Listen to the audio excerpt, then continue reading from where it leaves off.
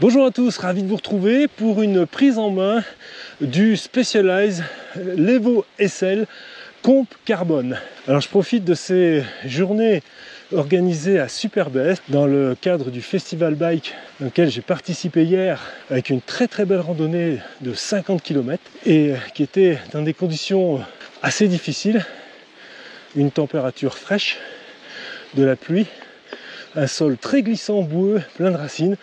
Enfin, des conditions qu'on aime en VTT et qui nous ont fait apprécier les qualités de notre matériel. Aujourd'hui, avec ce Specialized Levo SL Comp Carbone, j'ai la chance de rouler aussi sur un très beau vélo qui se situe à peu près dans la gamme du Superior IXF 9.7. Il est un peu plus cher, il est à 7 900 € avec des équipements un peu différent, puisque là on est en suspension Fox avec une fourche de 36 mm à l'avant et 160 de débattement, 150 à l'arrière, donc vraiment de très belles caractéristiques. On connaît bien ces Fox, c'est des suspensions que j'aime beaucoup, qui sont très agréables, un petit peu plus souples et fluides dans les tout premiers débattements que les DT suisses, mais on a un résultat qui se ressemble quand même beaucoup avec des qualités importantes dans les deux systèmes. Au niveau de la motorisation, c'est là que ça commence à changer bigrement, puisque on est sur un moteur spécifique à Specialized, créé par la marque, qui développe 50 Nm de coupe, donc on est là aussi assez proche du Bosch SX Performance, mais avec là aussi on va le voir un comportement légèrement différent. Alors là aussi on a des conditions propices à un vrai essai. Vous allez voir que toute la pluie de ces derniers jours nous a gratifié de chemins glissants à souhait, mais révélateurs des qualités des vélos. Donc ce moteur spécifique Specialized a un comportement un peu différent, surtout par la puissance maximale qu'il peut développer, qui reste inférieur à celui du Bosch. Alors ce moteur, je viens de l'enclencher, fait un petit peu plus de bruit qu'un Fazua ou qu'un Bosch SX, même dans le mode économique, mais il tracte bien, il est efficace, il n'y a rien à dire. En mode éco ça marche déjà très bien et je dirais que c'est comparable à ce que je peux avoir avec le Superior dans ce premier mode. Là où la différence est plus notable, c'est dans les deux modes supérieurs. On a un mode trail et un mode boost, et si ces deux modes sont vraiment nettement plus efficaces que le mode éco, en tout cas plus puissant, c'est très sensible. On n'a pas, lorsque j'augmente la vitesse, la cadence de pédalage, comme je le fais maintenant, on n'a pas cette sensation de puissance assez unique sur le marché du Bosch SX Performance. Ce moteur Specialized est largement suffisant dans une grande majorité des cas. Ah, qu'est-ce que c'est boueux, c'est dingue. Mais ce moteur Specialized ne rechigne pas à la tâche, et croyez-moi, vous en aurez largement assez pour réaliser des montées très importantes. Il n'y a vraiment que dans je dirais un coup de cul vraiment très marqué, ou lorsque l'on veut dépasser par exemple un autre vélo et qu'on va augmenter très fortement sa cadence de pédalage et qu'on a vraiment envie de ce petit coup de boost qui va nous permettre d'aller encore un petit peu plus vite, et bien là on n'a pas cette allonge que procure le Bosch Performance SX, ça plafonne un petit peu avec le Specialized. Pour finir avec l'équipement de ce vélo, parlons du groupe. Il s'agit du SRAM Eagle en 12 vitesses. Rien à reprocher de particulier à ce groupe, ça fonctionne bien. Les vitesses passent tout à fait correctement. La manette pour passer les vitesses est un petit peu plus ferme. On a besoin d'appuyer un petit peu plus pour enclencher le passage de vitesse. Et également, une particularité, c'est qu'on ne peut pas passer les vitesses en tirant la manette vers soi, comme on peut le faire avec la manette Shimano. On peut pousser ou tirer pour passer une vitesse. Là, il faut vraiment pousser sur la petite vitesse ou pousser sur la grande vitesse pour changer de vitesse, mais on ne peut pas les tirer vers soi, ce que j'aime bien faire parfois. Les pneus montés d'origine, qui sont des pneus spé aussi, eh bien, remplissent parfaitement leur office, bien que les conditions soient quand même assez glissantes. Dernier petit détail, le poids du vélo, 18,9 kg.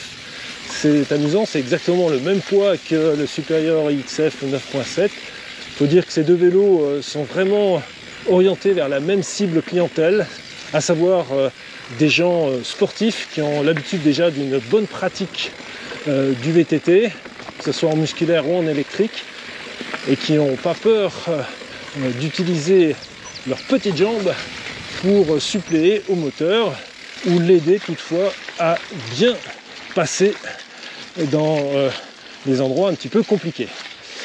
Voilà, j'ai fait le tour. Maintenant, c'est parti pour rouler un peu dans ces conditions qui restent quand même bien mouillées, bien glissantes.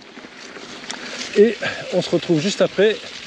Je vous dirai un petit peu ce que je pense du comportement du vélo dans ces conditions-là par rapport à ce que j'ai l'habitude d'utiliser.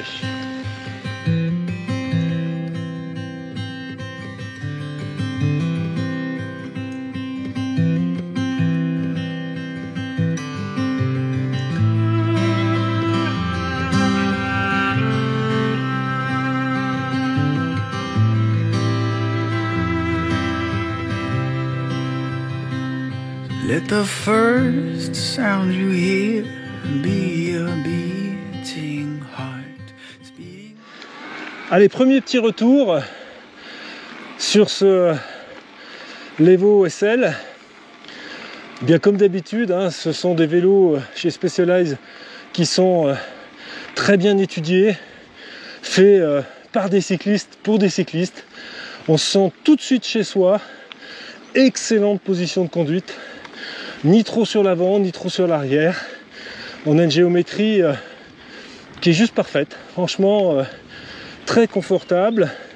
Pas trop de poids sur l'avant, contrairement à mon supérieur, où là j'ai un petit peu trop cette position sur l'avant qui peut être fatigante à certains moments, même si elle favorise vraiment l'attaque. Là, c'est quelque chose de plus neutre, qui reste plus confortable, tout en étant efficace. Donc ça, c'est quand même un sacrément bon point. Et on a une tenue de chemin exemplaire. Vraiment, là, ça fait plaisir. Le vélo est sur un rail, même dans ces conditions très difficiles, comme vous voyez, avec ces parties boueuses très glissantes.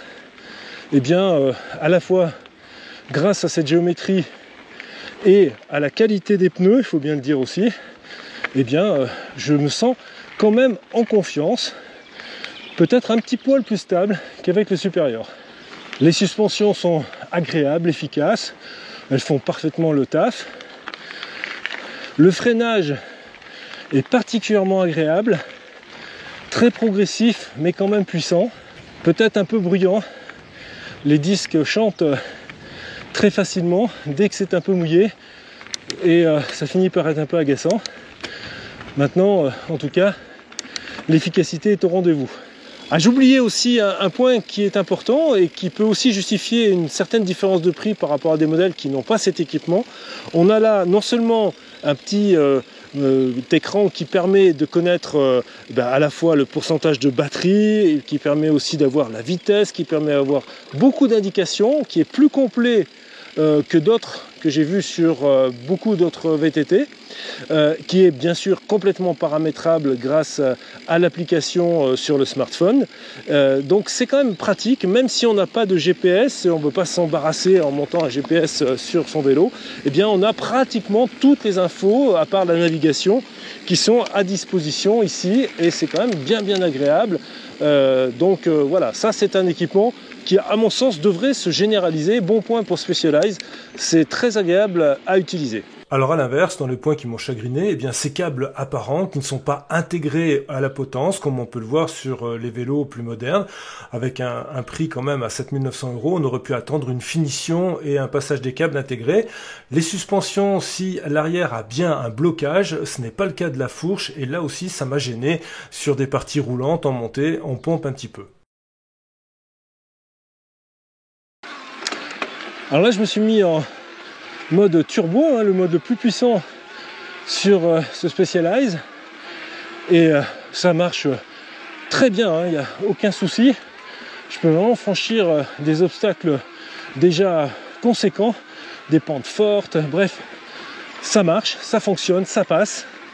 Mais même si j'essaye vraiment d'augmenter ma cadence de pédalage, je n'ai pas le petit boost supplémentaire lorsque je mets le mode turbo avec le Bosch Performance SX. Là on sent vraiment cette différence. Il faut dire que Bosch a fait le choix de mettre une puissance très importante, y compris sur un moteur léger, donc après avoir en termes de fiabilité et durée dans le temps, mais en tout cas la différence elle est notable. C'est vraiment que le Bosch Performance SX a fait le choix d'être vraiment très puissant pour un moteur light, pour un moteur léger, et contrairement à tous les autres VTT légers que j'ai pu essayer avec des moteurs adaptés, que ce soit chez Yamaha ou Shimano, eh bien ces moteurs ont un comportement qui est très semblable à celui du Specialized. C'est vraiment Bosch qui, avec le Performance SX, a fait le choix d'avoir quelque chose de presque aussi puissant qu'un 85 Nm, même si le couple est réduit, mais la puissance est là. Quand on augmente la cadence des pédalages, ce Performance SX est surprenant d'allonge et d'impression de puissance de vitesse. Ce que je n'ai ressenti sur aucun autre moteur dédié à ces VTT légers. Mais ce n'est pas une critique, c'est simplement un choix, un fait, et vous pourrez constater que lorsque vous utiliserez ce Levo SL, eh bien ce moteur répondra à toutes vos sollicitations. Voilà les amis, très heureux d'avoir pu partager ces quelques moments passés en compagnie de ce Specialized Levo SL. Comp carbone avec un cadre full carbone, je le rappelle, avec quelques petites différences par rapport au supérieur IXF 9.7 que j'utilise d'habitude. Après ces quelques kilomètres passés en compagnie de ce Specialized Levo SL Comp carbone, c'est un vélo très agréable, vraiment avec une géométrie presque parfaite, un équipement qui est tout à fait satisfaisant également, même si j'ai une petite préférence pour le Shimano par rapport au SRAM, mais là aussi, c'est juste une question d'habitude. Sans ça, vous serez particulièrement bien sur ce vélo. Le moteur est efficace, peut-être pas tout à fait autant en puissance pure que le Bosch SX, Performance SX, mais ça reste complètement suffisant, avec une batterie à 320 Wh. Là aussi, peut-être que pour certains d'entre vous, ça sera un peu juste, mais ne vous inquiétez pas, il y a la possibilité de rajouter un extender. Bref, Specialized, comme d'habitude, a tout prévu, et c'est vraiment un vélo que je vous recommande. Certes, 7 900 €, ça fait quand même une belle somme à mettre pour acquérir ce vélo, mais n'oubliez pas, et c'est important, ça fait partie aussi des critères qu'il faut avoir en tête quand on achète et quand on met un tel prix, une telle somme sur un vélo. Sachez que Specialized fait partie des marques les plus renommées et que la revente d'un Specialized est toujours un petit peu plus facile et se fait également à une cote un peu supérieure à d'autres marques moins connues. Voilà les amis, je vous dis à très vite bien sûr pour de nouvelles aventures dans le monde de la photo, de la vidéo, des vélos, bref tout ce qui me passionne et que j'aime partager avec vous. À très vite, ciao bye.